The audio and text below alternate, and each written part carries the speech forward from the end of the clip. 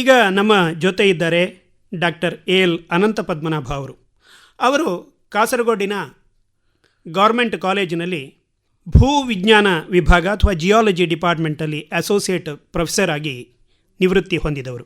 ಇವತ್ತು ಇತ್ತೀಚೆಗೆ ಆಗ್ತಾ ಇದ್ದಂಥ ಈ ಲ್ಯಾಂಡ್ ಸ್ಲೈಡ್, ವಯನಾಡ್ ಇರ್ಬೋದು ಅಥವಾ ಶಿರೂರು ಇರ್ಬೋದು, ಶಿರಾಡಿ ಘಾಟಿಯಲ್ಲಿರ್ಬೋದು, ಈ ಎಲ್ಲದಕ್ಕೂ ಕೂಡ ಕಾರಣಗಳೇನು, ಇತ್ತೀಚೆಗೆ ಇದು ಜಾಸ್ತಿ ಆಗ್ತಾ ಇದೆ ಏನು, ಇದನ್ನೆಲ್ಲ ಅವರನ್ನು ಕೇಳಿ ತಿಳಿಯೋಣ.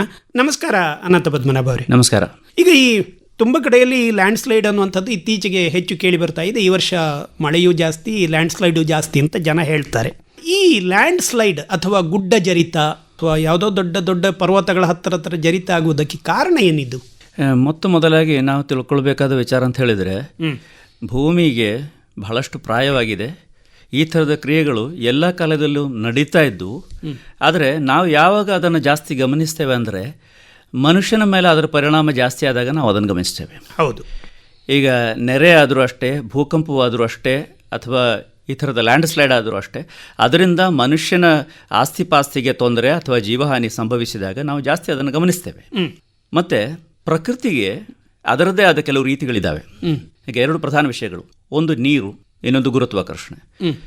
ಗುರುತ್ವಾಕರ್ಷಣೆ ಹೇಗೆ ಕೆಲಸ ಮಾಡುತ್ತೆ ಅಂತ ಹೇಳಿದರೆ, ಎತ್ತರದಲ್ಲಿರುವ ಯಾವುದೇ ವಸ್ತು ಅದಕ್ಕಿಂತ ಕಡಿಮೆ ಎತ್ತರಕ್ಕೆ, ಅಂದರೆ ಸಮುದ್ರದ ಮಟ್ಟದಿಂದ ಗಮನಿಸಿದರೆ ಕಡಿಮೆ ಎತ್ತರಕ್ಕೆ ಬರಲಿಕ್ಕೆ ಪ್ರಯತ್ನ ಪಡ್ತದೆ, ಅಂದರೆ ಮೇಲಿನಿಂದ ಕೆಳಕ್ಕೆ. ಅದು ಗುರುತ್ವಾಕರ್ಷಣೆ. ನೀರಾದರೂ ಹಾಗೆ, ನೀರು ಗುಡ್ಡದ ಎತ್ತರದಿಂದ ಸಮುದ್ರದ ಮಟ್ಟಕ್ಕೆ ಅದು ಹರಿಯುವಂಥದ್ದು. ಇದು ಮೇಲ್ಮೈಗೆ ಕಾಣುವಂಥ ವಿಷಯ.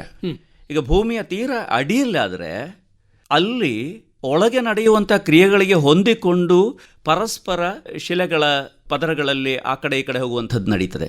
ಅಲ್ಲಿ ಮೇಲೆ ಕೆಳಗೆ ಇಲ್ಲ, ಅಲ್ಲಿ ಹೆಚ್ಚು ಒತ್ತಡದಿಂದ ಕಡಿಮೆ ಒತ್ತಡಕ್ಕೆ, high pressure to low pressure ಅಂತ ಹೇಳ್ತೇವೆ. ನೀರಾದರೂ ಅಷ್ಟೇ, ತೀರಾ ಆಳದಲ್ಲಿದ್ದರೆ ಅದು ಪೋರ್ ಪ್ರೆಷರ್ ಅಥವಾ ಆ ಎಡೆಗಳಲ್ಲಿ ಇರುವಂಥ ಪ್ರೆಷರ್ ಉಂಟು, ಎರಡು ಮಣ್ಣಿನ ಕಣಗಳ ಎಡೆಯಲ್ಲಿರುವಂಥ, ಅದು ಪ್ರೆಷರ್ ಜಾಸ್ತಿ ಇದ್ದಲ್ಲಿಂದ ಕಡಿಮೆ ಇದ್ದಲ್ಲಿಗೆ ಬರುವುದು. ಈಗ ನಾವು ಬಾವಿ ತೋಡಿದರೆ ನೀರು ನಮಗೆ ಸಿಗುವುದು ಆ ರೀತಿಯಲ್ಲಿ, ಸುತ್ತಮುತ್ತ ಇದ್ದ ಮಣ್ಣಿನಿಂದ ನೀರು ಬಿಟ್ಟುಕೊಟ್ಟು ಅದು ಕಡಿಮೆ ಪ್ರೆಷರ್ ಇರುವಂಥ ನಮ್ಮ ಬಾವಿಗೆ ಬಂದು ಸೇರಿಕೊಳ್ಳೋದ್ರಿಂದ ನಮಗೆ ನೀರು ಸಿಗುವಂಥ. ಇನ್ನು ನೀವು ಪ್ರಕಟವಾಗಿ ಕೇಳಿದಂಥ ಪ್ರಶ್ನೆ, ಗುಡ್ಡ ಜರಿತ, ಲ್ಯಾಂಡ್ ಸ್ಲೈಡ್ ಇತ್ತೀಚೆಗೆ ಯಾಕೆ ಜಾಸ್ತಿ ಆಗ್ತಾ ಇದೆ ಅಂತ, ಎರಡು ರೀತಿಯಲ್ಲಿ ನಾವು ಗಮನಿಸಬೇಕಿದನ್ನು. ಒಂದು, ಪ್ರಕೃತಿಯಲ್ಲಿ ತನ್ನಿಂತಾನೇ ಆಗ್ತಾ ಇರುವಂಥ ವಿಚಾರ, ಅದನ್ನು ನಾವು ಅರ್ಥ ಮಾಡಿಕೊಂಡು ಅದಕ್ಕೆ ಹೊಂದಿಕೊಂಡು ಬದುಕಬೇಕು ಅನ್ನೋದು. ಈಗ ನೆರೆ ಬಂತು ಅಂತ ನಾವು ಮನುಷ್ಯರು ಹೇಳ್ತೇವೆ, ನೆರೆ ಬರುವ ಜಾಗದಲ್ಲೇ ಮನೆ ಕಟ್ಟಿ ನಾವು ನೆರೆ ಬಂತು ಅಂತ ಹೇಳಿದ್ರೆ ಎಷ್ಟು ಸರಿ ಅನ್ನುವಂಥ ಒಂದು ಸಮಸ್ಯೆ ಬರ್ತದೆ. ಆದರೆ ನಮ್ಮ ಮನುಷ್ಯ ಸಂಕುಲ ಎಲ್ಲ ನೀರಿರುವಲ್ಲೇ ಬೀಡು ಬಿಟ್ಟು, ಈಗ ನದಿ ಕಡೆಯಲ್ಲೇ ನಮ್ಮ ಸಂಸ್ಕಾರಗಳು ಅಥವಾ ಸಿವಿಲೈಸೇಷನ್ಸ್ ಎಲ್ಲ ಡೆವಲಪ್ ಆದದ್ದು. ಹಾಗಿರುವಾಗ ನೀರು ಬಿಟ್ಟು ಹೋಗ್ಲಿಕ್ಕೆ ಆಗೋದು ಇಲ್ಲ. ಆದ್ದರಿಂದ ಅದು ಅನಿವಾರ್ಯದ ಒಂದು ಪರಿಸ್ಥಿತಿ ಬರ್ತದೆ. ಈಗ ಸಮುದ್ರದ ಬದಿಲಾದರೂ ಕೂಡ ಸಮುದ್ರದ ತೀರಾ ಬದಿಯಲ್ಲಿ ವಾಸವಾಗಿರುವವರಿಗೆ ಅವರಿಗೆ ಸಮುದ್ರದ ಸಮಸ್ಯೆ ಉಂಟು, ಆದರೆ ಅಲ್ಲಿಂದ ದೂರ ಹೋಗ್ಲಿಕ್ಕೆ ಆಗದಂಥ ಪರಿಸ್ಥಿತಿ, ಅವರ ಜೀವನ ಅದಕ್ಕೆ ಹೊಂದಿಕೊಂಡಿದೆ. ಇದೊಂದು ವಿಷಯ. ಇನ್ನು ನಾವು ದೊಡ್ಡ ಮಟ್ಟದ ಪ್ರಾಜೆಕ್ಟ್ಗಳನ್ನು ಕೈಗೆತ್ತಿಕೊಳ್ತೇವೆ. ಅದರಲ್ಲಿ ಬಹಳ ಪ್ರಧಾನವಾಗಿರುವಂಥದ್ದು ಹೈವೇಗಳು, ವಿಶಾಲವಾದ ಹೈವೇಗಳು, ಎತ್ತರದ ಹೈವೇಗಳು. ಇದು ನಮ್ಮಂಥ ಗುಡ್ಡ, ಬೆಟ್ಟ, ಕಣಿವೆ ಇತ್ಯಾದಿ ಎಲ್ಲ ಇರುವಂಥ ಒಂದು ಭೂ ಪ್ರಕೃತಿಯಲ್ಲಿ ಇದನ್ನು ಮಾಡಬೇಕಾಗಿ ಬಂದಾಗ ಸಮತಟ್ಟು ನೆಲವೇ ಎಲ್ಲ ಕಡೆ ಸಿಗಬೇಕಾಗಿಲ್ಲ. ಎಲ್ಲಿ ಸಮತಟ್ಟು ನೆಲ ಇದೆ ಅಲ್ಲಿ ಹಾಗೆ ಹೋಗುತ್ತೆ, ಸಮತಟ್ಟು ನೆಲ ಇಲ್ಲವೇ ಅಲ್ಲಿ ನಮಗೆ ಅದನ್ನು ಕಡಿದು ಮಾಡಬೇಕಾದಂಥ ಪರಿಸ್ಥಿತಿ ಬರ್ತದೆ. ಆಗ ಗುಡ್ಡ ಕಡಿದು ನಾವು ಕೆಲಸ ಮಾಡುವಾಗ ನಾವು ತಿಳ್ಕೊಳ್ಬೇಕು, ನಾವು ಅಲ್ಲಿ ಇರುವಂಥ ಪ್ರಕೃತಿಗೆ ಕೈ ಹಾಕ್ತಾ ಇದ್ದೇವೆ. ಪ್ರಕೃತಿ ಯಾವಾಗಲೂ ಅದು ಹೇಗಿತ್ತೋ ಹಾಗಿರಲಿಕ್ಕೆ ಬಯಸ್ತದೆ. ಅದರಿಂದ ನೀವು ಒಂದು ಕ್ಲಿಫ್ ಥರ ಒಂದು 90 ಡಿಗ್ರಿ, 80 ಡಿಗ್ರಿ, 70 ಡಿಗ್ರಿ ಎಲ್ಲ ನೀವು ಕಟ್ ಮಾಡಿ ಅದನ್ನು ಇಟ್ಕೊಂಡು, ಬರೆ ಅಂತ ಹೇಳ್ತಾರಲ್ಲ, ಅದನ್ನು ಇಟ್ಕೊಂಡು ನೀವು ಹೈವೇ ಈ ಕಡೆ ಮಾಡಿದರೆ ಅಲ್ಲಿ ಇದ್ದಂಥದ್ದು ಆ ಮಣ್ಣು ಕೆಳಗಡೆ ಜರಿದು ಬಿಟ್ಟು ಆ ಮೊದಲಿದ್ದ ಹಾಗೆ ಆಗಲಿಕ್ಕೆ, ಈಗ 40 ಡಿಗ್ರಿ 45 ಡಿಗ್ರಿ ಅದು ಇದ್ದಿದ್ರೆ ಅಲ್ಲಿಗೆ ಬರಲಿಕ್ಕೆ ಪ್ರಯತ್ನ ಪಡ್ತದೆ. ಒಂದು ದಿವಸದಲ್ಲ ಅಲ್ಲ, ಕೆಲವೊಮ್ಮೆ ಹಠಾತ್ ಆಗಿ, ಕೆಲವೊಮ್ಮೆ ಸ್ವಲ್ಪ ಸಮಯ ತೆಗೆದುಕೊಂಡು. ಅದು ಯಾವಾಗ ಎಲ್ಲಿ ಹೇಗಾಗ್ತದೆ ಅನ್ನೋದ್ರ ಮೇಲೆ ಅಲ್ಲಿ ನಾವು ಸಿಕ್ಕಾಕೊಂಡ್ರೆ ನಮಗೂ ಪರಿಣಾಮ ಆಗುತ್ತೆ. ಈಗ ಮುಖ್ಯವಾಗಿ 2-3 ವಿಷಯಗಳನ್ನು ಹೇಳಿದ್ರಿ. ಒಂದು, ನ್ಯಾಚುರಲ್ ಅಥವಾ ಸಾಮಾನ್ಯವಾಗಿ ಅದರಷ್ಟಕ್ಕೆ ಗುಡ್ಡ ಜರಿತಗಳು ಸಂಭವಿಸ್ತವೆ ಮೊದಲು, ಅಥವಾ ಇತ್ತೀಚಿನ ದಿನಗಳಲ್ಲಿ ನಾವು ಗಮನಿಸ್ತಾ ಇರುವುದು ಯಾಕೆ ಅಂತ ಹೇಳಿದರೆ ನಾವು ಅದರಲ್ಲಿ ಒಂದು ಭಾಗವಾದ್ದರಿಂದ ಅಂತ ಹೇಳಿ. ಹಾಗಿದ್ರೆ ಇತ್ತೀಚಿನ ಗುಡ್ಡ ಜರಿತಗಳು ಮನುಷ್ಯನ ಅನುಭವಕ್ಕೆ ಹೆಚ್ಚು ಹೆಚ್ಚು ಬಂದದ್ದು ಇತ್ತೀಚೆಗೆ ಹೆಚ್ಚು ಪ್ರಕೃತಿಯಲ್ಲಾದ ಬದಲಾವಣೆಗಳಿಂದ, ಮನುಷ್ಯ ಮಾಡಿದ ಬದಲಾವಣೆಗಳಿಂದ, ಅಥವಾ ಅದು ಅದರಷ್ಟಕ್ಕೆ ಆದಾಗ ಮನುಷ್ಯ ಅದನ್ನು ಕಂಡುಕೊಂಡದ್ದ? ಇದು ಎರಡು ವಿಷಯಗಳಿದ್ದಾವೆ ಇದರಲ್ಲಿ. ಒಂದನೇದ್ದು ಹವಾಮಾನದ ವೈಪರೀತ್ಯ ಅನ್ನುವಂಥ ಒಂದು ವಿಷಯ ಉಂಟು. ಅದು ಇದೆ, ಇಲ್ಲ ಅಂತ ಹೇಳಲಿಕ್ಕೆ ಆಗೋದಿಲ್ಲ. ಈಗ ಬಹಳ ಹಿಂದೆ ನಮ್ಮ ಬಾಲ್ಯದ ನೆನಪು ನಾವು ಇಟ್ಕೊಂಡ್ರೆ ಸ್ವಲ್ಪ ಹದವಾಗಿ ಮಳೆ ಸುರಿಯುವಂಥದ್ದು, ಸ್ವಲ್ಪ ಉದ್ದಕ್ಕೆ ಚಳಿಗಾಲ, ಸ್ವಲ್ಪ ಉದ್ದಕ್ಕೆ ಬೇಸಿಗೆ ಕಾಲ ಇತ್ಯಾದಿ ಎಲ್ಲ. ಎಲ್ಲಿಯೂ ನಾವು ಸೂರ್ಯಾಘಾತದಿಂದ ಹೆಚ್ಚು ಮರಣಗಳಾದದ್ದನ್ನು ನಮ್ಮ ಚಿಕ್ಕ ಪ್ರಾಯದಲ್ಲಿ ಕೇಳಿ ಗೊತ್ತಿರಲಿಕ್ಕಿಲ್ಲ ನಮಗೆ. ಹಾಗೆ ಹೆಪ್ಪುಗಟ್ಟುವಂಥ ಹಿಮಗಟ್ಟುವಂಥ ಚಳಿ ಅದು ನಮಗೆ ಕೇಳಿ ಗೊತ್ತಿರಲಿಕ್ಕಿಲ್ಲ. ಆದರೆ ಇತ್ತೀಚೆಗೆ ಈ short spell of heavy winter, severe cold, ಸಣ್ಣ ಕಾಲ ಪ್ರಮಾಣ ಹೆಚ್ಚಿಲ್ಲ, ಆದರೆ ಅದು ಸಹಿಸಲಿಕ್ಕಾಗದಷ್ಟು ಚಳಿ ಬರ್ತಾ ಇದೆ. ಮಳೆ ಹೇಗಂತ ಹೇಳಿದ್ರೆ ಉದ್ದಕ್ಕೆ ಹರಡಿಕೊಂಡು, ಈಗ 3 ತಿಂಗಳಲ್ಲಿ ಹರಡಿಕೊಂಡು ಬರುವಂಥ ಒಂದೇ ಸಮನಾಗಿ ಮುಂಗಾರು ಪ್ರಾರಂಭದ್ದು ಕೊನೆಯದ್ದು ಆ ಥರ ಇಲ್ಲದೆ ಬರ್ತಾ ಉಂಟು. ಅದರ ಎಡೆಯಲ್ಲಿ ಒಂದು ದಿವಸದಲ್ಲಿ, ಒಂದು ವಾರಕ್ಕೆ ಸುರಿಬೇಕಾದ ಮಳೆ ಒಂದು ದಿವಸದಲ್ಲಿ ಸುರಿದು ಹೋಗುವಂಥ ಪರಿಸ್ಥಿತಿ. ಹಾಗಾದಾಗ ಏನಾಗ್ತದೆ ಅಂತ ಹೇಳಿದ್ರೆ, ನಾವು ಒಂದು ವಾರಕ್ಕೆ ಇರುವಂಥ ಊಟವನ್ನು ಒಮ್ಮೆಗೆ ಒಂದು ದಿವಸದಲ್ಲಿ ಮುಗಿಸಿಬಿಟ್ರೆ ಹೊಟ್ಟೆ ಬಿರಿಯುವಂಥ ಪರಿಸ್ಥಿತಿ ಬರ್ತದೆ. ಇದು ಮಳೆ ಎಲ್ಲಿ ಬೀಳುತ್ತದೆ? ಮಳೆ ಬೀಳುವಂಥದ್ದು ಮಣ್ಣಿನ ಮೇಲೆ. ಮಣ್ಣಿನ ಮೇಲೆ ಬೀಳುವಂಥದ್ದು ಸಮತಟ್ಟಾದ ಮಣ್ಣಿನ ಮೇಲೂ ಬೀಳುತ್ತೆ, ಬಂಡೆಗಲ್ಲಿನ ಮೇಲೂ ಬೀಳ್ತದೆ, ಇಳಿಜಾರಿನ ಮೇಲೂ ಬೀಳ್ತದೆ, ಗುಡ್ಡದ ನೆತ್ತಿ ಮೇಲೆ ಬೀಳ್ತದೆ. ಅಲ್ಲಿ ಏನೇನು ಗಿಡ ಇದೆ ಪ್ರಕೃತಿ ದತ್ತವಾಗಿ ಅಥವಾ ನೀವು ಕೃಷಿ ಮಾಡಿದ್ದು ಅದರ ಮೇಲೂ ಹೊಂದ್ಕೊಂಡಿದೆ. ಈಗ ಎಲೆಗಳಿದ್ರೆ ಮರಗಳು ಅದು ತಾಳ್ಕೊಳ್ತವೆ, ಒಂದು ವಿಷಯ ಉಂಟು. ಆದರೆ ಅಲ್ಲಿ ಇನ್ನೊಂದು ವಿಷಯ ಇದೆ. ಅದರ ರಿಸರ್ಚ್ ಫೈಂಡಿಂಗ್ಸ್ನ ಬಗ್ಗೆ ನನಗೆ ಅಷ್ಟು ಖಾತ್ರಿ ಇಲ್ಲದೇ ಇದ್ದರೂ ಅದರಲ್ಲೊಂದು ಒಳಗುಟ್ಟಿದೆ. ಈಗ ನಾವು ಗುಡ್ಡದಲ್ಲಿ ಸಮತಟ್ಟು ಮಾಡಿ ಕಾಂಟೂರಿಂಗ್ ಕೃಷಿಯನ್ನೆಲ್ಲ ಮಾಡ್ತಾ ಇರುವಾಗ ಅಲ್ಲಿ ನೀರಿಂಗಿಸಲಿಕ್ಕೋಸ್ಕರ ನಾವು ವ್ಯವಸ್ಥೆ ಮಾಡಿದರೆ ಅಲ್ಲಿ ಏನಾಗ್ತದೆ ಅಂತ ಹೇಳಿದ್ರೆ, ಅಲ್ಲಿ ಇಷ್ಟರವರೆಗೆ ಇಲ್ಲದಂಥ ಒಂದು ಎಕ್ಸ್ಟ್ರಾ ವೆಯ್ಟ್, ಹೆಚ್ಚುವರಿ ಭಾರವನ್ನು ನಾವು ಕೊಟ್ಟಾಗುತ್ತದೆ. ನೀರಿಗೆ ತೂಕ ಇದೆ, ನಾವು ಅಷ್ಟು ಸರಾಗವತೆ ಕೊಡಬೇಕಾದ ಅಗತ್ಯ ಇಲ್ಲ. 1 ಅಡಿ ಉದ್ದ, 1 ಅಡಿ ಅಗಲ, 1 ಅಡಿ ಎತ್ತರ, 1 ಕ್ಯೂಬಿಕ್ ಫೂಟ್ ನೀರಿಗೆ 27 ಕಿಲೋ ಭಾರ ಇದೆ. ಅಂದರೆ 2 CFT ನೀರು ಅಂತ ಹೇಳಿದ್ರೆ ಸಾಮಾನ್ಯ ಹಗುರವಾದ ಒಬ್ಬ ಮನುಷ್ಯನ ತೂಕ 54 ಕಿಲೋ. ಇದು ನೆನಪಿಟ್ಟುಕೊಳ್ಬೇಕು ನಾವು. ಮಣ್ಣು ಅದರ 2 ಪಾಲಿದೆ. 1 CFTಗೆ 27 ಅಲ್ಲ 54 ಕಿಲೋ ಬರ್ತದೆ. ಇದು ಒಂದು ವೇಳೆ ಅಲ್ಲಿ ಸುಸ್ಥಿರವಾಗಿ ಇರಬೇಕಾದ್ದು ಅಲ್ಲಿ ಸುಸ್ಥಿರವಾಗಿ ಇರಲಾರದೆ ಅದರ ಜತೆ ಇರುವಂಥ ಮಣ್ಣಿನಿಂದ ಬೇರ್ಪಟ್ಟು ಒಮ್ಮೆ ಚೂರು ಅಲುಗಾಡಿದರೆ ಮತ್ತೆ ಅದು ಇಳಿಬೇಕಾಗ್ತದೆ. ಗುಡ್ಡದ ಇಳಿಜಾರಿನಲ್ಲಿ ಅದು ಇಳಿದ್ರೆ ಅದು ಗುರುತ್ವಾಕರ್ಷಣೆ ಬಲ ಹೇಗಂತ ಹೇಳಿದ್ರೆ ಸುರುವಿಗೆ ಸ್ವಲ್ಪ ಕಮ್ಮಿ ಇರ್ತದೆ, ಆಮೇಲೆ ಅದು ಜಾಸ್ತಿ ಆಗ್ತದೆ. ಆಕ್ಸಿಲರೇಷನ್ ಡ್ಯೂ ಟು ಗ್ರಾವಿಟಿ ಅಂತ ಹೇಳೋದು. ಅದು ಆ ಬರುವ ರಭಸದಲ್ಲಿ ಅದರ ಜೊತೆಗೆ ನೀರು ಸೇರ್ಕೊಂಡು ಬಿಟ್ಟರೆ ಅದು ಅದ್ಭುತವಾದ ವಿನಾಶಕಾರಿ ಆದಂಥ ಪರಿಸ್ಥಿತಿ ತಂದೊಡ್ತದೆ. ಈಗ ಕೆಲವು ವರ್ಷಗಳ ಹಿಂದೆ ಕೆಲವು ಮಡಿಕೇರಿ ಆಸುಪಾಸಿನಲ್ಲಿ ಕೊಡಗು ಜಿಲ್ಲೆಯಲ್ಲಿ ಕೆಲವು ಕಡೆ ಆದದ್ದು. ಆ ಸ್ಥಳಗಳನ್ನು ನಾನು ಬಹಳ ದೂರದಿಂದ ನೋಡಿದ್ದೇನೆ. ಅಲ್ಲಿ ಮನುಷ್ಯವಾಸ ಇಲ್ಲದ ಜಾಗಗಳು, ಆದರೆ ಅಲ್ಲಿ ಕೊನೆ ಹಂತದಲ್ಲಿ ಬರುವಾಗ ಈ ಕಣಿವೆ ಪ್ರದೇಶದಲ್ಲಿ ಮನೆಗಳಿದ್ದರೆ ಅಲ್ಲಿ ಅಪಾಯಕ್ಕೆ ಸಿಕ್ಕಾಕೊಳ್ತವೆ. ಅದು ಅಲ್ಲಿಂದ ಬಿಟ್ಟದ್ದು ಅದು ಹಾಗೆ ಜಲಪಾತದ ಹಾಗೆ, ಅದು ಧರಾಪಾತ ಅಂತ ಹೇಳಬೇಕು, ಮಣ್ಣಿನದೇ ಪಾತ ಅದು ಹಾಗೆ ಇಳಿದುಕೊಂಡು ಬಹಳ ರಭಸದಿಂದ ಬರುವಾಗ ದಾರಿಯಲ್ಲಿ ಸಿಕ್ಕಿದೆಲ್ಲನೂ ಕೊಚ್ಚಿಕೊಂಡು ಹೋಗುವಂಥ ಪರಿಸ್ಥಿತಿ.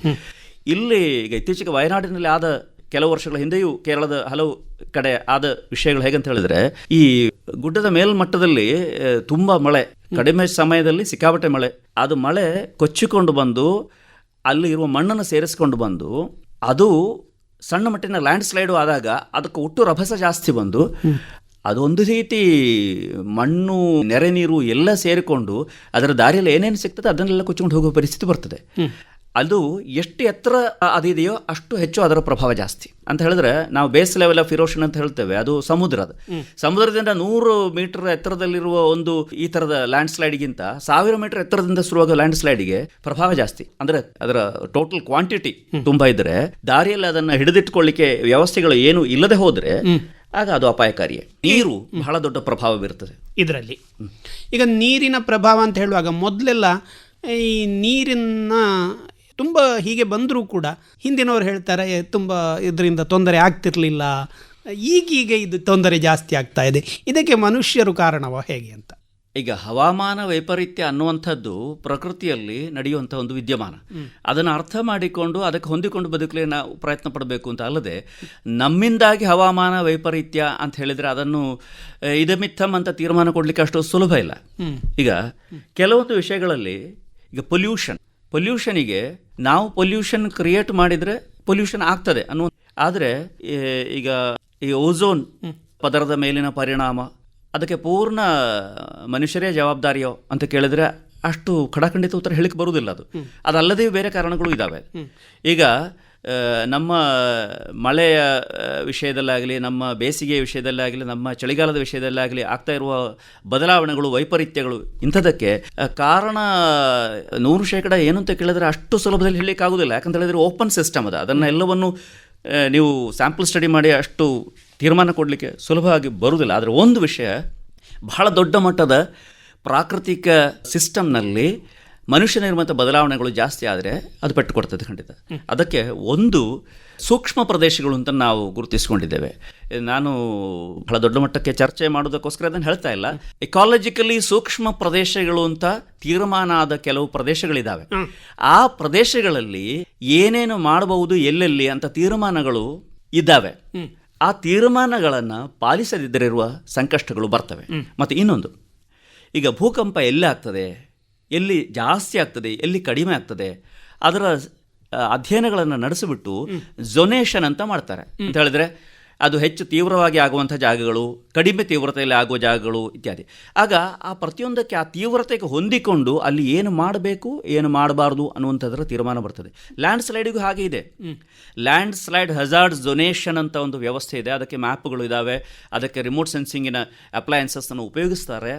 ಇದೆಲ್ಲವನ್ನು ಮಾಡಿಬಿಟ್ಟು ಏನೇನು ಆಗಿದೆ, ಇದರ ಹಿಂದಿನ ದಾಖಲೆಗಳು ನೋಡಿಬಿಟ್ಟು ಎಲ್ಲೆಲ್ಲಿ ಏನೇನು ಆಗಲಿಕ್ಕೆ ಸಾಧ್ಯ, ಕಾರಣಗಳು ಹಲವು.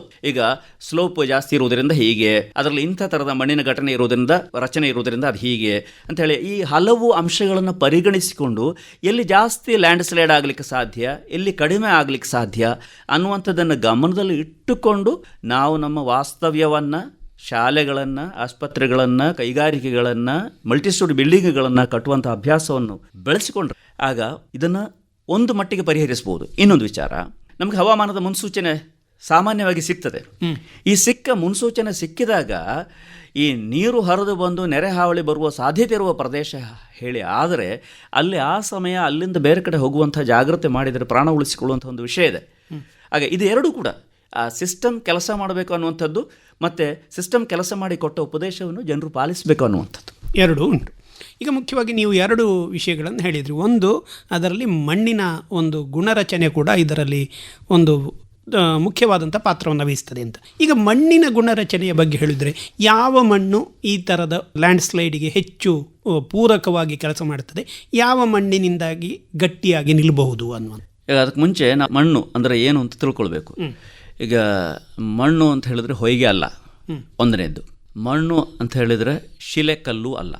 ಈ ಹೊಯ್ಗೆ ಅಲ್ಲದಿದ್ದದ್ದು, ಶಿಲೆಕಲ್ಲು ಅಲ್ಲದಿದ್ದದ್ದು, ಭೂಮಿಯ ಮೇಲ್ಪದರದಲ್ಲಿ ಶಿಲೆಕಲ್ಲು ಪ್ರಕೃತಿದತ್ತವಾಗಿ ಇರುವಂಥ ಅದರ ಆವಾಸ ವ್ಯವಸ್ಥೆ, ಅದರ ಎಲ್ಲ ಜೈವಿಕ ಸಮೇತ, ಸೂರ್ಯಪ್ರಕಾಶ ಸಮೇತ ಈ ಎಲ್ಲ ಕ್ರಿಯೆಗಳನ್ನು ಸೇರಿಸ್ಕೊಂಡು ಅಲ್ಲಿ ಹುಡಿ ಮಾಡಿ ಸಣ್ಣ ಕಣಗಳ ರೂಪದಲ್ಲಿ ಹಿಡಿದಿಟ್ಕೊಂಡಾಗ ಅದರ ಜೊತೆಗೆ ಅಲ್ಲಿರುವಂಥ ಜೈವಿಕ ಪದಾರ್ಥಗಳು, ಹ್ಯೂಮಸ್, ಎಲೆಗಳು ಇದೆಲ್ಲ ಸೇರ್ಕೊಂಡ್ಬಿಟ್ಟು ಒಂದು ಜೈವಿಕ ವ್ಯವಸ್ಥೆ ಆಗ್ತದೆ. ಅದಕ್ಕೆ ನಾವು ಸಾಯಿಲ್ ಅಂತ ಹೇಳ್ತೇವೆ.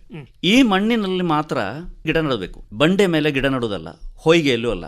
ಹಾಗಂತ ಹೇಳಿ ಹೊಯ್ಗೆಯಲ್ಲಿ ಗಿಡಗಳು ತೀರಾ ಬೆಳೆಯುವುದಿಲ್ಲ ಅಂತಲ್ಲ, ಬೆಳೀತಾವೆ. ಬಂಡೆ ಮೇಲೂ ಗಿಡಗಳು ಬೆಳೀತಾವೆ. ಆದರೆ ಸರ್ವೇ ಸಾಮಾನ್ಯವಾಗಿ ಮಣ್ಣಿನಲ್ಲಿ ಗಿಡಗಳು, ಮರಗಳು ಬೆಳೆಯುವಂಥದ್ದು ಒಂದು. ಇದರಲ್ಲಿ ಹಲವು ಥರದ ಶಿಲೆಗಳಿರುವ ಹಾಗೆ ಅದಕ್ಕೆ ಹೊಂದಿಕೊಂಡು ಹಲವು ರೀತಿಯ ಮಣ್ಣುಗಳು ಬರ್ತವೆ. ಅದರಲ್ಲಿ ಪ್ರಧಾನವಾಗಿ ಈ ಕಬ್ಬಿಣದ ಅಂಶ, ಮೆಗ್ನೀಷಿಯಂ ಅಂಶ ಜಾಸ್ತಿ ಇರುವಂಥ ಖನಿಜಗಳು, ಮಿನರಲ್ಸ್, ಫೆರೋಮ್ಯಾಗ್ನೇಷಿಯನ್ ಮಿನರಲ್ಸ್ ಅಂತ ಹೇಳ್ತೇವೆ ನಾವು. ಅವು ಹುಡಿಯಾಗಿ ಸಿಕ್ಕಿದ್ದಾದರೆ ಸ್ವಲ್ಪ ದಟ್ಟವಾದ ಡಾರ್ಕ್ ಕಲರ್ ಅದಕ್ಕೆ ಸಿಗ್ತದೆ. ಕಬ್ಬಿಣದ ಅಂಶ ಜಾಸ್ತಿ ಇದ್ದರೆ ಅದು ಕೆಲವೊಮ್ಮೆ ಹಳದಿ, ಕೆಲವೊಮ್ಮೆ ಕೆಂಪಿನ ರೀತಿಯಲ್ಲಿ ಬರ್ತದೆ. ಮತ್ತು ಅತ್ಯಂತ ಪ್ರಧಾನವಾದ ಖನಿಜ ಅಂತ ಹೇಳಿದ್ರೆ ಒಂದು ಫೆಲ್ಡ್ಸ್ಪಾರ್ ಅಂತ ನಾವು ಹೇಳ್ತೇವೆ. ಅದೊಂದು ಖನಿಜದ ಹೆಸರು. ಆ ಫೆಲ್ಡ್ಸ್ಪಾರ್ ಅನ್ನೋದು ನೀರಿನ ಜೊತೆಗೆ ಪ್ರತಿಕ್ರಿಯೆ ಮಾಡಿದರೆ ಅದರಲ್ಲಿ ಕೊನೆಗೆ ಸಿಗುವಂಥದ್ದು ನಮಗೆ ನಮ್ಮ ಈ ಜೇಡಿ ಮಣ್ಣು ಅಂತ ಹೇಳ್ತೇವಲ್ಲ, ಕ್ಲೇ, ಕ್ಯಾಯುಲಿನ್, ಅದು ಹಲವು ವೆರೈಟಿಗಳಿದ್ದಾವೆ. ಕ್ಲೇ, ಫೆಲ್ಡ್ಸ್ಪಾರ್ ಅಂತ ಹೇಳುವಂಥದ್ದು ಕ್ಲೇ ಆಗಿ ಪರಿವರ್ತನೆ ಆಗ್ತದೆ. ಕ್ಲೇ ಅಂತ ಹೇಳಿದರೆ ಅಲ್ಯೂಮಿನಿಯಂ ಹೈಡ್ರಾಕ್ಸೈಡ್ ಅಂತ ಹೇಳ್ತೇವೆ. ಅದರಲ್ಲಿ ಹಿಗ್ಲಿಕ್ಕೆ ಅದಕ್ಕೆ ಕೆಪಾಸಿಟಿ ಇದೆ, ನೀರು ಹಿಡಿದಿಟ್ಟುಕೊಳ್ತದೆ. ಆದರೆ ಹಿಡಿದಿಟ್ಟುಕೊಂಡಷ್ಟು ಬೇಗ ಬಿಟ್ಟುಕೊಡೋದಿಲ್ಲ. ಈಗ ನಿಮ್ಮ ಜೇಡಿದು ಒಂದು ಪದರ ಮಣ್ಣಿನೊಳಗಡೆ ಸೇರಿಕೊಂಡಿದ್ರೆ ಅಲ್ಲಿವರೆಗೆ ಬಂದರೆ ನೀರು, ಅಲ್ಲಿ ನೀರು ತಡೆದಿಟ್ಕೊಳ್ತದೆ. ಆದರೆ ಜೇಡಿಯೊಳಗೆ ನೀವು ಎಷ್ಟು ನೀರು ಸೇರಿಸಿದ್ರೂ ಅದು ಹೆಚ್ಚು ನೀರು ಬಿಟ್ಟು ಕೊಡೋದಿಲ್ಲ. ಅದನ್ನು ನಾನು ಹೇಳಿದ್ದು, ಜಾಸ್ತಿ ನೀರು ಕುಡಿಸಿದರೆ ಹೊಟ್ಟೆ ಒಡೆಯುವಂಥ ಪರಿಸ್ಥಿತಿ ಬರ್ತದೆ. ಅಂಥ ಜೇಡಿ ಮಣ್ಣಿನ ಕ್ಲೇ ಪದರಗಳು ಅಲ್ಲಿ ಅಡಿಯಲ್ಲಿದ್ದಾಗ ಅದು ಬಹಳ ಒಂದು ರೀತಿಯಲ್ಲಿ ಅದು ಸ್ಲಿಪ್ ಆಗಿ ಹೋಗುವಂಥದ್ದಿದೆ, ಜಾರಿಕೊಂಡು ಹೋಗುವಂಥ ಸ್ವಭಾವ ಕೂಡ ಅದಕ್ಕೆ ಉಂಟು. ಅದು ಹಾಳೆ ಮೇಲೆ ಹಾಳೆ ಇಟ್ಟು ಹಾಗಿರುವಂಥ ಸಂರಚನೆ ಇರುವಂಥದ್ದು, ಅದು ಅದರ ಒಳಗಿನ ಸ್ಟ್ರಕ್ಚರು. ಹಾಗಿರುವಾಗ ಒಂದು ಹಂತದ ಆಚೆಗೆ ಇರುವಂಥ ಭಾರ ಅದರ ಮೇಲೆ ಬಂದರೆ ಅದು ಬುಸಕ್ಕಂತ ಜಾರಿ ಹೋಗಿಬಿಡ್ತದೆ. ಜಾರಿ ಹೋದಾಗ ಅದರ ಮೇಲಿರೋ ಮಣ್ಣು ಸಮೇತ ಹೋಗಿಬಿಡ್ತದೆ. ಅದು ಅದರ ವಿಷಯ. ಅದು ಸರಿ. ಆದರೆ ಅದು ಸಾಮಾನ್ಯವಾಗಿ ಈ ಗುಡ್ಡಗಳು ಇಂಥ ಜೇಡಿಮಣ್ಣು ಒಳಗೆ ಇದ್ದೇ ಇರ್ತದೆ ಅಂತ ಏನಾದರೂ? ನಮ್ಮ ಈ ಭಾಗದಲ್ಲಿ ಸಾಮಾನ್ಯ ಹೇಗೆ ಅಂತ ಹೇಳಿದ್ರೆ 2 ಥರದಲ್ಲಿ ಕಾಣ್ತದೆ. ಒಂದು ಈ ಮಣ್ಣು ಸಾಯಿಲ್, ಅದರಲ್ಲಿ ಸಾಯಿಲ್ ಪ್ರೊಫೈಲಲ್ಲಿ ಮೇಲೆ ಓ ಆಮೇಲೆ ABC ಅಂತೆಲ್ಲ ಹೇಳಿ ವರ್ಗೀಕರಣ ಉಂಟು. ಅದರ ನಂತರ ಮುರಕಲ್ಲು ಸಿಗ್ತದೆ. ಆ ಮುರಕಲ್ಲಿಗಿಂತಲೂ ಕೆಳಗಡೆ ಆ ಮುರಕಲ್ಲು ಯಾವುದರಿಂದ ಉಂಟಾಯಿತು ಆ ಶಿಲಾಪದರಗಳು ಸಿಗ್ತವೆ, ಪ್ರೈಮರಿ ರಾಕ್ ಅಂತ ಹೇಳ್ತೇವೆ ನಾವು. ಸರಿಯಾ? ಕೆಲವು ಕಡೆ ಏನಾಗ್ತದೆ ಅಂತ ಹೇಳಿದರೆ ಈ ಮುರಕಲ್ಲು ಅನ್ನುವಂಥದ್ದು ಒಂದು ಇರುವುದಿಲ್ಲ. ಈ ಪ್ರೈಮರಿ ರಾಕ್ ಏನಿದೆ ಅದರ ಮೇಲೆ ಸಾಯಿಲ್ ಡೆವಲಪ್ ಆಗಿರ್ತದೆ. 2 ಥರವೂ ಇರ್ತದೆ. ಇಲ್ಲಿ ಮುರಕಲ್ಲು ಇದ್ದರೆ ಮುರಕಲ್ಲಿನ ಒಟ್ಟಿಗೆ ಲ್ಯಾಟ್ರೈಟ್ನ ಒಟ್ಟಿಗೆ ಬಾಕ್ಸೈಟ್ ಕ್ಲೇ ಇರುವಂಥ ಚಾನ್ಸ್ ಜಾಸ್ತಿ, ಒಂದದು. ಇನ್ನೊಂದು ಯಾವ ಶಿಲೆಯಿಂದ ಇದು ಆಗಿದೆ ಅನ್ನುವಂಥದ್ದು. ಈ ಮಣ್ಣು ಈ ಮುರಕಲ್ಲಲ್ಲಿ ಆದದ್ದು ಯಾವ ಮೂಲ ಶಿಲೆಯಿಂದ. ಈಗ ಗ್ರಾನೈಟ್ ನಂಥದ್ದಾದರೆ ಅದರಲ್ಲಿ ಧಾರಾಳವಾಗಿ ಈ ಫೆಲ್ಸ್ಪಾರ್ ಇದೆ, ನಿಮಗೆ ಖಂಡಿತವಾಗಿ ಜೇಡಿ ಸಿಗ್ತದೆ. ಆಮೇಲೆ ಉಳಿದಂಥ ಇರುವಂಥದ್ದು ನಾವು ಅದನ್ನು ಕ್ವಾರ್ಟ್ಸ್ ಅಂತ ಹೇಳ್ತೇವೆ, ಬಹುಶಃ ಕನ್ನಡದಲ್ಲಿ ಬೆಣಚು ಕಲ್ಲು ಅಂತ ಅದನ್ನು ಹೇಳೋದು ಅಂತ ಕಾಣ್ತದೆ. ಈಗ ಈ ಕ್ವಾರ್ಟ್ಸ್ ಅನ್ನುವಂಥದ್ದು ಹುಡಿಯಾಗಿ ನಮಗೆ ಕಡಲಿನ ಬದಿಯಲ್ಲಿರುವ ಹೊಯ್ಗೆ ಸಿಕ್ಕಿರುವಂಥದ್ದು, ಅದು ಕ್ವಾರ್ಟ್ಸ್. ಅದು ನಿಜವಾಗಿ ಬೇರೆ ಏನೇನೋ ಇದೆ, ಪ್ರಧಾನವಾಗಿ ಕ್ವಾರ್ಟ್ಸ್. ಈ ಫೆಲ್ಸ್ಪಾರ್ ಅನ್ನುವಂಥದ್ದು ಅಲ್ಯೂಮಿನಿಯಂ ಧಾರಾಳ ಇರುವಂಥದ್ದು. ಅದು ಈ ಕ್ಲೇ ಮಟ್ಟಕ್ಕೆ ಬಂದಾಗ ಅದಕ್ಕೆ ನೀರು ಕುಡಿಯುವಂಥದ್ದು, ಸಂಗ್ರಹಿಸುವಂಥ ಕೆಪ್ಯಾಸಿಟಿಯೂ ಉಂಟು. ಒಂದು ಹಂತ ಮೀರಿ ಹೋದರೆ ಅಂದರೆ ಮೇಲಿಂದ ಬರ್ತಾ ಇರ್ತದೆ ನೋಡಿ ಮಳೆ ನೀರು. ಈಗ ಸಮತಟ್ಟಾದರೆ ಮೇಲಿಂದ ಬರ್ತದೆ, ಮೆಲ್ಲ ಕೆಳಗೆ ಇಳಿತದೆ. ಎಷ್ಟು ಇಳಿಲಿಕ್ಕಾಗ್ತದೆ ಇಷ್ಟು ಇಳಿತದೆ. ನಿಜವಾಗಿ ಮೇಲ್ಗಡೆಯಿಂದ ಕೆಳಗಡೆ ಬರಲಿಕ್ಕೆ 6 ತಿಂಗಳಷ್ಟು ಅದು ಕಾಲಾವಧಿ ತಗೊಳ್ತದೆ. ಅದು ನಿಜವಾದ ಗ್ರೌಂಡ್ ವಾಟರ್ ಟೇಬಲಿಗೂ ಸೇರ್ತದೆ, ಅಂತರ್ಜಲಕ್ಕೂ ಸೇರ್ತದೆ ಅದು. ಕೆಲವು ಕಡೆ ಅಂತರ್ಜಲಕ್ಕೆ ಸೇರೋದಿಲ್ಲ. ಮತ್ತು ಇದು ಮಾತ್ರ ಅಲ್ಲದೆ ಈ ದೊಡ್ಡ ಶಿಲೆಗಳಲ್ಲಿ ಕ್ರ್ಯಾಕ್ಗಳಿರ್ತವೆ. ಈಗ ಬರೀ ಮಣ್ಣು ಮಾತ್ರ ಅಲ್ಲ, ಅದರ ಕೆಳಗೆ ಶಿಲೆಗಳಿದ್ದಾವೆ, ಅದರಲ್ಲಿ ಕ್ರ್ಯಾಕ್ಗಳಿದ್ದಾವೆ. ಈ ಕ್ರ್ಯಾಕ್ಗಳ ಒಳಗೆ ನೀರು ಸೇರಿಕೊಳ್ಳಿಕ್ಕೆ ಸಾಧ್ಯ ಇದೆ. ಆಗ ಅಲ್ಲಿ ಒತ್ತಡ ಬರಲಿಕ್ಕೆ ಸಾಧ್ಯ ಇದೆ. ಅದರ ಅಡಿಯಲ್ಲಿ ಜೇಡಿ ಮಣ್ಣು ಇರಲಿಕ್ಕೆ ಸಾಧ್ಯ ಇದೆ.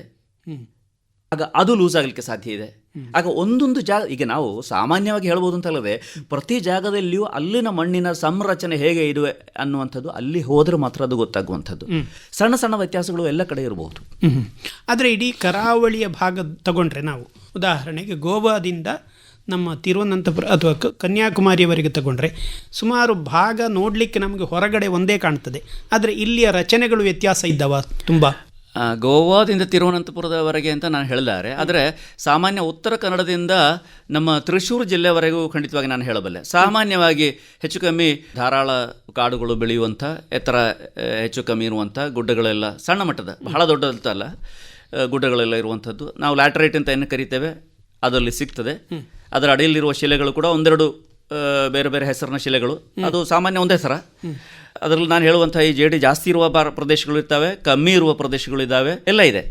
ಹಾಗಿದ್ರೆ ಈ ಜೇಡಿ ಅನ್ನುವಂಥದ್ದು ಈ ರೀತಿಯ ಲ್ಯಾಂಡ್ ಸ್ಲೈಡಿಗೆ ಒಂದು ಮುಖ್ಯ ಕಾರಣವೋ? ಅದೊಂದು ಕಾರಣ. ಅದು ಈಗ ನೀವು ಹಳೆ ಕಾಲದಲ್ಲಿ ನಾವು ಓಪನ್ ವೆಲ್ ಅಥವಾ ಬಾವಿ ತೋಡ್ತಾ ಇದ್ವಲ್ಲ, ಬಾವಿ ತೋಡ್ತಾ ಇರುವ ಕೆಲಸ ಸಾಮಾನ್ಯವಾಗಿ ನಿಲ್ಲಿಸುವುದು ಜೇಡಿ ಸಿಕ್ಕಿದಾಗ ಅಲ್ಲಿ ಕುಸಿದು ಹೋಗಲಿಕ್ಕೆ ಶುರು ಆಗ್ತದೆ. 1-2 ಕಲ್ಲು ಕಟ್ಟಿ ನಿಲ್ಲಿಸಿ ಬಿಡುವಂಥದ್ದು. ಜೇಡಿ ಇರೋದರಿಂದ ಅಲ್ಲಿ ನೀರು ಸಂಗ್ರಹ ಕೂಡ ಆಗ್ತದೆ, ಮತ್ತು ಮುಂದೆ ಹೋಗುವ ಪ್ರಸಂಗ ಬರುವುದಿಲ್ಲ. ಜೇಡಿ ಬಂದಾಗ ಜಾಗ್ರತೆ ಬೇಕು ಅನ್ನುವಂಥದ್ರ ಒಂದು ಪಾಠ ಅದು. ಅದು ಸರಿ. ಆದ್ದರಿಂದ ನಾವು ಹೆಚ್ಚು ನಮ್ಮ ಏನು ಕೃಷಿ ಚಟುವಟಿಕೆಗಳನ್ನಾಗಲಿ ಅಥವಾ ಈ ಥರದ ಚಟುವಟಿಕೆಗಳನ್ನು ಈ ಜೇಡಿಯ ಇದರಲ್ಲಿ ಕೃಷಿ ಯಾವುದು ಅನ್ನೋದ್ರ ಮೇಲೆ ಹೋಗ್ತದೆ. ಕೃಷಿ ಯಾವುದು? ಈಗ ನೀವು ಗುಡ್ಡದ ಇಳಿಜಾರಿನಲ್ಲಿ ನಾನು ಹೇಳಿದೆ, ಅಲ್ಲಲ್ಲಿ ತಡೆಗಳನ್ನು ಮಾಡಿ ನೀರಿನ ಸಂಗ್ರಹ ಮಾಡಿ ರಬ್ಬರ್ ಎಸ್ಟೇಟು ಕೂಡ ಮಾಡಿದರೆ, ರಬ್ಬರು ಅಂತ ಹೇಳಿದರೆ ಬಹಳ ಹೆವಿಯಾದಂಥ ಒಂದು ಬೆಳೆ ಅದು. ಅದರ ಬೇರಿನ ಸಂಕುಲ ಕೂಡ ಸ್ವಲ್ಪ ಹೆವಿಯೇ. ಆಗ ಅಲ್ಲಿ ನೀರಿನ ತೂಕ ಆಯಿತು, ರಬ್ಬರ್ನ ತೂಕ ಆಯಿತು. ನೀವು ಗಮನಿಸಬೇಕಾದ್ರೆ ಹಿಂದೆ ಅಲ್ಲಿ ಏನಿದ್ದಿತ್ತು ಅಂತ, ಒಂದು ಬೋಳು ಗುಡ್ಡ, ಹುಲ್ಲು ಮಾತ್ರ ಬೆಳೀತಾ ಇತ್ತು, ಅಥವಾ ಏನಾದರೂ ಸಣ್ಣ ಕುರುಚಲು ಗಿಡಗಳು ಮಾತ್ರ ಇತ್ತು, ಅದರಲ್ಲಿ ತಾಳಿಕೊಳ್ತಾ ಇತ್ತು. ಅಲ್ಲಿ ನೀವು ನೀರಿನ ತೂಕ ಕೊಟ್ರಿ, ದೊಡ್ಡ ಬೆಳೆಯ ತೂಕ ಕೊಟ್ರಿ, ಆಗ ಅವಕಾಶ ಸಿಕ್ಕಿದಾಗ ಅದು ಅಲ್ಲಿ ಪುಸ್ತಕ ಅಂತ ಹೇಳಿ ಕೆಳಗಡೆ ಜಾರಿ ಬಂದು ಬಿಡಲಿಕ್ಕೆ ಸಾಧ್ಯ ಆಗ್ತದೆ. ಕೇರಳದಲ್ಲಿ ಒಂದು ಕಡೆ ಆಗಿದೆ ಹಾಗೆ. ಈಗ ಒಂದು ಭಾಗ ನೀವು ಹೇಳೋದು ಈ ಬೋಳುಗುಡ್ಡದಲ್ಲಿ ನಾವು ಹೆಚ್ಚಿನ ಭಾರದ ಮರಗಳನ್ನು ಬೆಳೆಸಿದರೆ, ಕೆಳಗೆ ಜೇಡಿ ಇದ್ದರೆ ಈ ಥರದ್ದು ಬರ್ಬೋದು. ಅದು ಒಂದು ಮಾತ್ರ ಅಲ್ಲ, ಈ ಥರದ ಅಲ್ಲಿ ನೀರಿನ ಸಂಗ್ರಹ ಜಾಸ್ತಿ ಮಾಡಿಟ್ಕೊಂಡ್ರೆ, ಈ ಸಣ್ಣ ಕಾಲ ಪ್ರಮಾಣದಲ್ಲಿ ಸಿಕ್ಕಾಪಟ್ಟೆ ಮಳೆ ಸುರಿದ್ರೆ, ಇದೆಲ್ಲ ಒಟ್ಟಿಗೆ ಬಂದರೆ ಇದು ಕೆಲವೊಂದು ಒಟ್ಟಿಗೆ ಬಂದಾಗ ಇದಾಗುವಂಥದ್ದು. ಇದಕ್ಕೆ ವಿರುದ್ಧವಾಗಿ ದೊಡ್ಡ ಕಾಡಿತ್ತು, ಹೆವಿ ಅಂತ ಹೇಳಿದರೆ ಭಾರವಾದಂತಹ ಮರಗಳು, ವಿಶಾಲವಾದಂತಹ ಕಾಡಿತ್ತು, ಅದನ್ನು ಕಡಿದು ನಾವು ಅಲ್ಲಿ ಹೊಸ ರೀತಿಯ ಕೃಷಿಯನ್ನು ಮಾಡಿದರೆ, ಹೊಸ ರೀತಿಯ ಯಾವುದಾದ್ರೂ ಗಣಿಗಾರಿಕೆ ಇಂಥದ್ದುಗಳನ್ನು ಪ್ರಾರಂಭ ಮಾಡಿದರೆ ಆವಾಗಲೂ ಕೂಡ ಲ್ಯಾಂಡ್ಸ್ಲೈಡ್ ಆಗ್ಬೋದಾ? ಈಗ ಗಣಿಗಾರಿಕೆಗೂ ಲ್ಯಾಂಡ್ಸ್ಲೈಡಿಗೂ ಸಂಬಂಧ ಏನು ಅನ್ನುವಂಥದ್ದು ದೊಡ್ಡ ಮಟ್ಟದಲ್ಲಿ ಅದು ಹಾಗೆ ಚರ್ಚೆ ಮಾಡಲಿಕ್ಕೆ ಆಗುತ್ತೆ ಅಂತ ನನಗೆ ಅನಿಸೋದಿಲ್ಲ. ಅದರಲ್ಲಿ ಈಗ ಗಣಿಯಲ್ಲಿ ನೀವು ಯಾವ ಗಣಿ ಅಂತ ಅದು ಕೂಡ ಒಂದು ವಿಷಯ.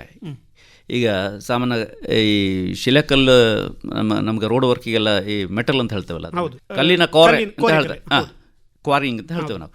ಅದನ್ನು ನೀವು ಡೆವಲಪ್ ಮಾಡಿದರೆ ಅಲ್ಲಿ ಏನಾಗ್ತದೆ ಅಂತ ಹೇಳಿದ್ರೆ ಮೇಲ್ಮಣ್ಣು 1-1.5 ಮೀಟರ್ ಅನ್ನಷ್ಟು ಇರ್ತದೆ, ಅದನ್ನು ತೆಗೆದು ಬಿಸಾಕ್ತೀರಾ, ಮತ್ತೆ ಉಳಿದೋದನ್ನು ನೀವು ಎಕ್ಸ್ಪ್ಲೋಸಿವ್ ಇಟ್ಟು ನೀವು ತೆಗಿತೀರಾ.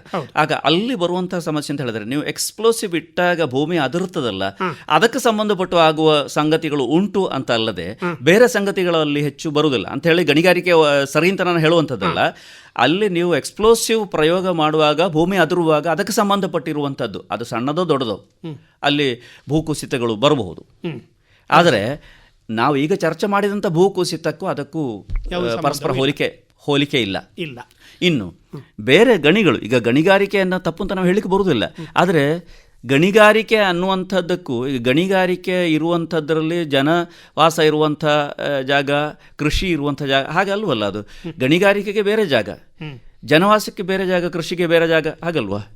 ಈಗ ಕೆಲವು ಕಡೆ ಎಲ್ಲ ಮನೆಗಳೆಲ್ಲ ಒಟ್ಟಿ ಸೇರಿ ಗ್ರಾಮ ಅಂತ ಇರ್ತದೆ, ಹತ್ರ ಮನೆಗಳಿರ್ತವೆ, ಅವರ ಕೃಷಿ ಭೂಮಿಗಳು ಅದು ಒಟ್ಟೊಟ್ಟಿಗೆ ಬೇರೆ ಕಡೆ ಇರ್ತದೆ. ಪ್ರಕೃತಿ ಹೇಗಿದೆ ಅಂತ ನಾವು ತಿಳ್ಕೊಳ್ಬೇಕು.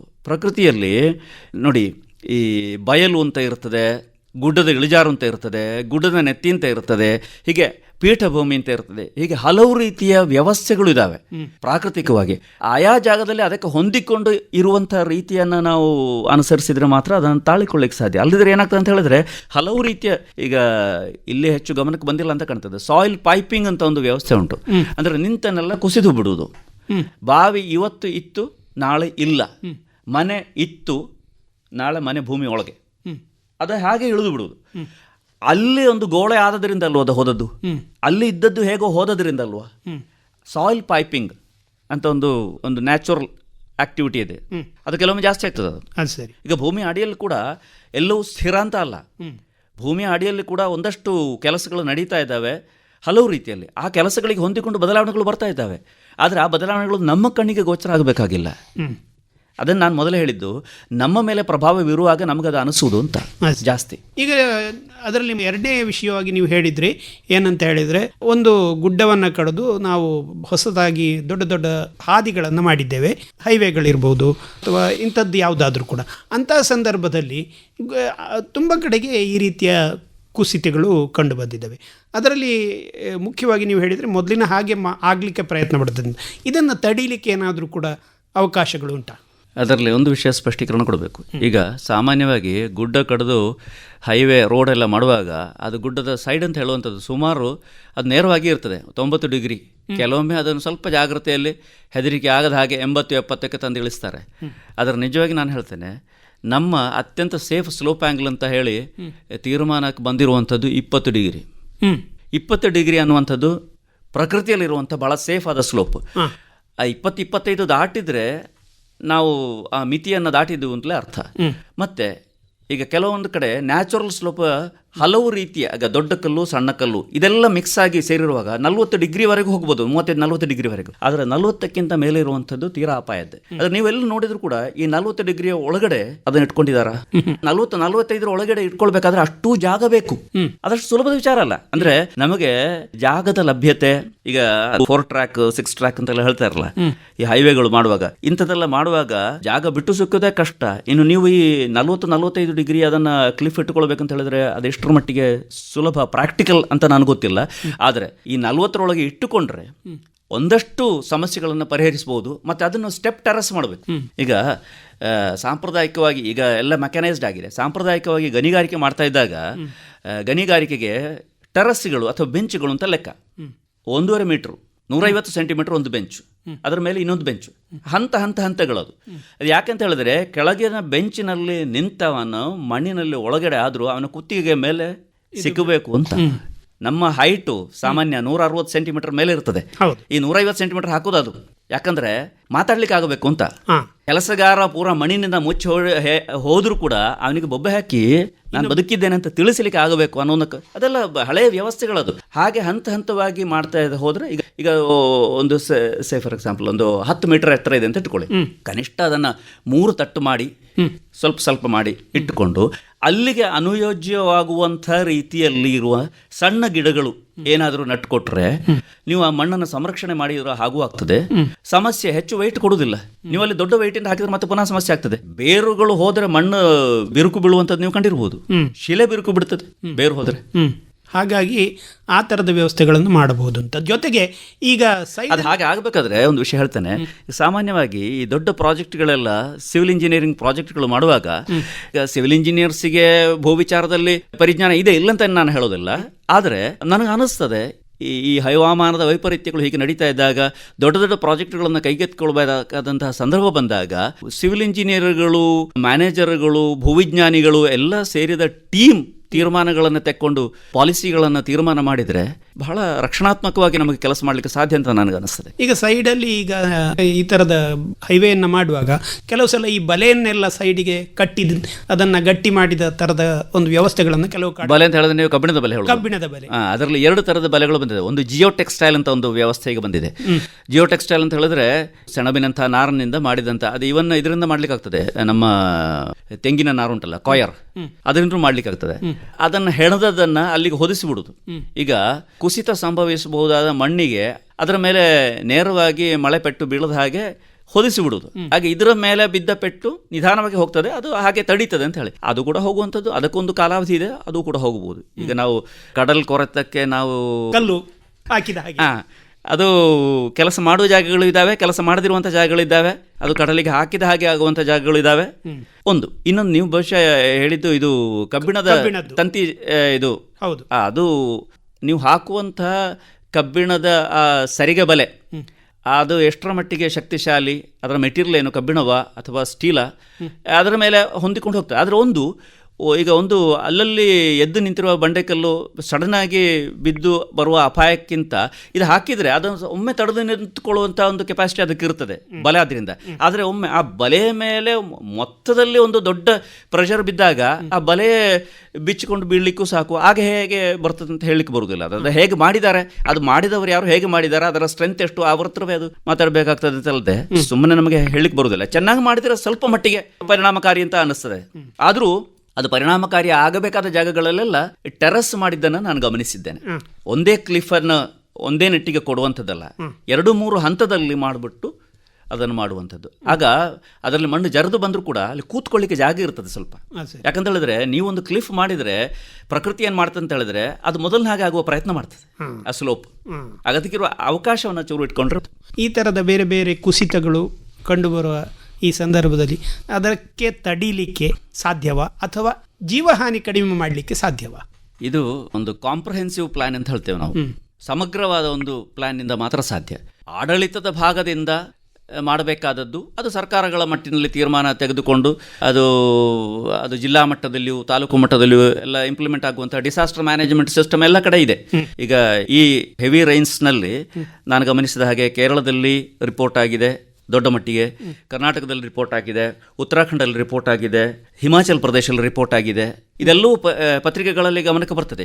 ಈಗ ಹಾಗೆ ನೋಡಿದರೆ ನಮ್ಮ ದಕ್ಷಿಣ ಭಾರತಕ್ಕಿಂತ ಜಾಸ್ತಿ ನಡೆಯುವಂಥ ಈ ಲ್ಯಾಂಡ್ಸ್ಲೈಡ್ ನಡೆಯುವಂಥ ಜಾಗಗಳು ಉತ್ತರ ಭಾರತದಲ್ಲಿ ಇರುವಂಥದ್ದು. ಯಾಕಂತ ಹೇಳಿದ್ರೆ ಅಲ್ಲಿನ ಮಣ್ಣಿನ ಘಟನೆ ಇದಕ್ಕಿಂತ ಬಹಳ ಬಹಳ ಇಮ್ಮೆಚ್ಯೂರ್ ಅಂತ ಹೇಳಬೇಕು. ಅಂದರೆ ಇಷ್ಟು ಕೂಡ ಗಟ್ಟಿ ಅಲ್ಲದ ಮಣ್ಣು ಅಲ್ಲಿ.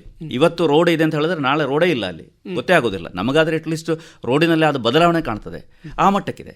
ಆಗ ಆಯಾ ಪ್ರದೇಶದ ಅದರ ಸೀರಿಯಸ್ನೆಸ್ಸನ್ನು ಹೊಂದಿಕೊಂಡು ಇರುವಂಥ ರೀತಿಯಲ್ಲಿ ಅದನ್ನು ಪ್ಲ್ಯಾನ್ ಮಾಡಬೇಕು. ನಂಬರ್ 1 ಅದಕ್ಕಿರುವ ಟೀಮ್ ನಾನು ಆಗಲೇ ಹೇಳಿದ್ನಲ್ಲ, ಸಮಗ್ರವಾಗಿ ಮ್ಯಾನೇಜ್ಮೆಂಟು, ಭೂವಿಜ್ಞಾನಿಗಳು, ಅದರ ಜೊತೆಗೆ ಇಂಜಿನಿಯರ್ಗಳು ಎಲ್ಲರೂ ಸೇರಿ ತೀರ್ಮಾನ ತಗೊಳ್ಳುವ ರೀತಿಯಲ್ಲಿ ಇರುವಂಥ ಒಂದು ಚೆನ್ನಾಗಿ ಸ್ಟಡಿ ಮಾಡಿ ತೀರ್ಮಾನ ತಗೊಳ್ಳುವಂಥ ಸಾಧಕ ಬಾಧಕಗಳು ಏನು ಅಂಥದ್ದನ್ನು ಗೊತ್ತು ಮಾಡಿಕೊಂಡು ಇದರ ಹಿಂದಿನ ಹಿಸ್ಟ್ರಿ ಅದನ್ನು ನೋಡಿಕೊಂಡು ಕಂಪೇರ್ ಮಾಡಿ ನಮಗೆ ಉಪಗ್ರಹ ಚಿತ್ರಗಳು ಎಲ್ಲದರಲ್ಲೂ ಸಿಗ್ತವೆ. ಈಗ ಪ್ರತ್ಯೇಕವಾಗಿ ನೀವು ಪತ್ರಿಕೆಗಳನ್ನು ಗಮನಿಸಿದರೆ ಕೇರಳದಲ್ಲಿ ಇತ್ತೀಚೆಗೆ ನಡೆದ ಅತ್ಯಂತ ಭೀಕರ ಲ್ಯಾಂಡ್ಸ್ಲೈಡಿನ ಹಿಂದಿನ ಲ್ಯಾಂಡ್ಸ್ಲೈಡ್ಗಳ ಎವಿಡೆನ್ಸ್ ಎಲ್ಲ ಸಿಗ್ತದೆ. ಆಗ ಒಂದು ಕಡೆ ಒಂದು ಕ್ರಿಯೆ ನಡೆದಿದೆ ಅಂತ ಹೇಳಿದ್ರೆ ಅದು ಇನ್ನೂ ನಡೀಲಿಕ್ಕೆ ಸಾಧ್ಯ ಇದೆ ಅನ್ನುವಂಥ ಒಂದು ಜ್ಞಾನ, ಅಲ್ಲಿ ಸಮಸ್ಯೆ ಇದೆ ಅಂತ ಹೇಳಿದ್ರೆ ಅಲ್ಲಿಂದ ಸ್ವಲ್ಪ ದೂರ ಇರುವಂಥ ರೀತಿ. ಇನ್ನು ಈ ಬಹಳ ನೆರೆ ಹಾವಳಿಯ ಪ್ರದೇಶ ಆದರೆ ಆ ಸಂದರ್ಭದಲ್ಲಿ ಹವಾಮಾನ ಮುನ್ಸೂಚನೆಗೆ ಹೊಂದಿಕೊಂಡು ಅಲ್ಲಿಂದ ತಾತ್ಕಾಲಿಕವಾಗಿ ಜಾಗ ಬದಲು ಮಾಡುವಂಥ ಒಂದು ರೀತಿ. ಇಂಥ ಹಲವು ಮನುಷ್ಯ ಜಾಗ್ರತೆಗಳು, ಈಗ ಸರ್ಕಾರದಿಂದ ಬರುವಂಥ ಮಾಹಿತಿಯನ್ನು ಇಟ್ಟುಕೊಂಡು ಮನುಷ್ಯನ ಜಾಗ್ರತೆಗಳನ್ನು ಮಾಡುವಂಥದ್ದು. ಮತ್ತು ಒಂದು ತುಂಬ ಕಡೆ ಇದು ನೇರವಾಗಿ ನಾನು ಹಾಗೆ ಏನು ಕಮೆಂಟ್ ಮಾಡುವ ಆಪಾದನೆ ಹೇಳುವ ರೀತಿಯಲ್ಲಿ ಖಂಡಿತವಾಗಿ ಹೇಳ್ತಾ ಇಲ್ಲ, ಆದರೆ ಕೆಲವು ಕಡೆ ಆದರೂ ಕೂಡ ಎಲ್ಲಿ ಕಟ್ಟಡ ಕಟ್ಟಬಾರ್ದೋ ಅಲ್ಲಿ ಕಟ್ಟಡ ಕಟ್ಟಲಾಗಿದೆ. ಎಲ್ಲಿ ಸಣ್ಣ ಕಟ್ಟಡ ಮಾತ್ರ ಕಟ್ಟಲಿಕ್ಕೆ ಅವಕಾಶ ಇದೆಯೋ, ಅನುಮತಿ ಇದೆಯೋ, ಅಲ್ಲಿ ಅದಕ್ಕಿಂತ ದೊಡ್ಡ ಮಟ್ಟಿನ ಕಟ್ಟಡವನ್ನು ಕಟ್ಟಲಾಗಿದೆ. ಅದೆಲ್ಲ ಇದಕ್ಕೆ ಕಾರಣ ಆಗ್ತದೆ ಅನ್ನುವಂಥ ಪರಿಜ್ಞಾನ ನಮಗೆ ಬೇಕು. ಈಗ ನಾವು ನೆರೆ ಅಥವಾ ದೊಡ್ಡ ರೀತಿಯಲ್ಲಿ ಮಳೆ ಬರುವುದರ ಬಗ್ಗೆ ಎಲ್ಲ ಹವಾಮಾನ ಮುನ್ಸೂಚನೆಯಿಂದ ನಾವು ಕಂಡುಕೊಂಡಿದ್ದೇವೆ. ಈ ಥರದ ಲ್ಯಾಂಡ್ಸ್ಲೈಡ್ ಆಗೋದ್ರ ಬಗ್ಗೆ ಯಾವುದಾದ್ರೂ ಮುನ್ಸೂಚನೆಗಳು ಸಿಗುವಂಥ ಅವಕಾಶಗಳಿದ್ದಾವೆ? ಲ್ಯಾಂಡ್ಸ್ಲೈಡಿಗೆ ಮುನ್ಸೂಚನೆ ಅಂತ ಹೇಳಬೇಕಾದ್ದಲ್ಲ, ಧಾರಾಕಾರವಾಗಿ ಮಳೆ ಸುರಿತಾ ಇದ್ದರೆ ಇದರ ಹಿಂದಿನ ಲ್ಯಾಂಡ್ಸ್ಲೈಡ್ ಎಲ್ಲಿ ಆಗಿದೆ ಅದರ ಸುತ್ತಮುತ್ತಲಿನಲ್ಲಿ ಲ್ಯಾಂಡ್ಸ್ಲೈಡಿಗೆ ಸಾಧ್ಯತೆ ಇದೆ ಅನ್ನೋದನ್ನು ನಾವು ತಿಳ್ಕೊಳ್ಬೇಕಾಗಿ. ಮತ್ತು ಈ ನಿಟ್ಟಿನಲ್ಲಿ ಈಗ ಭೂವಿಜ್ಞಾನದ ಸಂಶೋಧನೆಗಳು ಹೇಗೆ ಆಗ್ತಾ ಇದ್ದಾವೆ ಅನ್ನೋದನ್ನು ನಾನು ಗಮನಿಸ್ತಾ ಇದ್ದೇನೆ. ನಾನು ಭೂವಿಜ್ಞಾನ ವಿದ್ಯಾರ್ಥಿ ಆದರೂ ಕೂಡ ನನ್ನ ಸಂಶೋಧನಾ ಕ್ಷೇತ್ರ ಲ್ಯಾಂಡ್ಸ್ಲೈಡಿಗೆ ನೇರವಾಗಿ ಸಂಬಂಧಪಟ್ಟದಲ್ಲ, ಆದ್ದರಿಂದ ನಾನು ಅದನ್ನು ಬಹಳ ಆಳವಾಗಿ ಹೇಳಲಾರೆ. ಆದರೂ ಇತ್ತೀಚೆಗಿನ ವರ್ಷಗಳಲ್ಲಿ ಲ್ಯಾಂಡ್ಸ್ಲೈಡಿನ ಬಗ್ಗೆ ಹೆಚ್ಚು ಹೆಚ್ಚು ಅಧ್ಯಯನಗಳು ನಡೀತಾ ಇದ್ದಾವೆ. ಮಾತ್ರ ಅಲ್ಲ, ಅದನ್ನು ಈ ರಿಮೋಟ್ ಸೆನ್ಸಿಂಗ್ ವಿಧಾನದಿಂದ ಹೆಚ್ಚು ಹೆಚ್ಚು ಕಂಡುಹುಡುಕಿ ಅದರ ಮ್ಯಾಪ್ಗಳನ್ನು ಹೆಚ್ಚು ಹೆಚ್ಚು ತಯಾರು ಮಾಡಿ ಅದನ್ನು ಸರ್ಕಾರದ ಮಟ್ಟಕ್ಕೆ, ಆಡಳಿತದ ಮಟ್ಟಕ್ಕೆ ಮ್ಯಾಪ್ ಮುಖಾಂತರ ಕೊಡುವಂಥ ವ್ಯವಸ್ಥೆಗಳು ಇತ್ತೀಚೆಗೆ ಜಾಸ್ತಿ ಆಗ್ತಾ ಇದ್ದಾವೆ. ಹಾಗಿರುವಾಗ ಇನ್ನು ಕೆಲವೇ ವರ್ಷಗಳಲ್ಲಿ ಸಮಗ್ರವಾಗಿ ಈಗ ಭಾರತದ ದೃಷ್ಟಿಯಿಂದ ನೋಡಿದರೆ ಭಾರತದ ಎಲ್ಲ ಭೂಭಾಗಗಳಲ್ಲಿ ಕೂಡ ಎಲ್ಲೆಲ್ಲಿ ಯಾವ್ಯಾವ ಥರದ ಈ ಥರದ ಅಪಾಯಗಳು ಇದ್ದಾವೆ ಅನ್ನೋದನ್ನು ಮ್ಯಾಪ್ ಮುಖಾಂತರ ಸೂಚಿಸಲಿಕ್ಕೆ, ಜನಸಾಮಾನ್ಯರಿಗೂ ಗೊತ್ತಾಗುವಂಥ ರೀತಿಯಲ್ಲಿ ಸೂಚಿಸಲಿಕ್ಕೆ ಸಾಧ್ಯ ಇರುವಂಥ ಪರಿಸ್ಥಿತಿ ಬರ್ಬೋದು ಅಂತ ನಾನು ಅಂದ್ಕೊಂಡಿದ್ದೇನೆ. ಹಾಗಿರುವಾಗ ನಮಗೆ ಇನ್ನೂ ಹೆಚ್ಚು ಸುಲಭ ಆಗ್ಬೋದು. ಸದ್ಯಕ್ಕೆ ನಾವು ಆ ಹಾದಿಯಲ್ಲಿದ್ದೇವೆ ಅಂತ ಮಾತ್ರ ನನಗೆ ಹೇಳಲಿಕ್ಕೆ ಸಾಧ್ಯ. ಒಳ್ಳೆಯದು ಡಾಕ್ಟರ್ ಎಲ್ ಅನಂತ ಪದ್ಮನಾಭ ಅವರೇ. ಮುಖ್ಯವಾಗಿ ಈ ಲ್ಯಾಂಡ್ಸ್ಲೈಡ್ ಅಥವಾ ಗುಡ್ಡ ಜರಿತ ಏನಿದೆ ಅದರ ಒಂದು ಸುತ್ತಮುತ್ತಲಿನ ಕೆಲವು ವಿಚಾರಗಳನ್ನು ನೀವು ನಮಗೆ ತಿಳಿಸ್ಕೊಟ್ಟಿದ್ದೀರಿ. ಧನ್ಯವಾದಗಳು. ನಮಸ್ಕಾರ. ನಮಸ್ಕಾರ.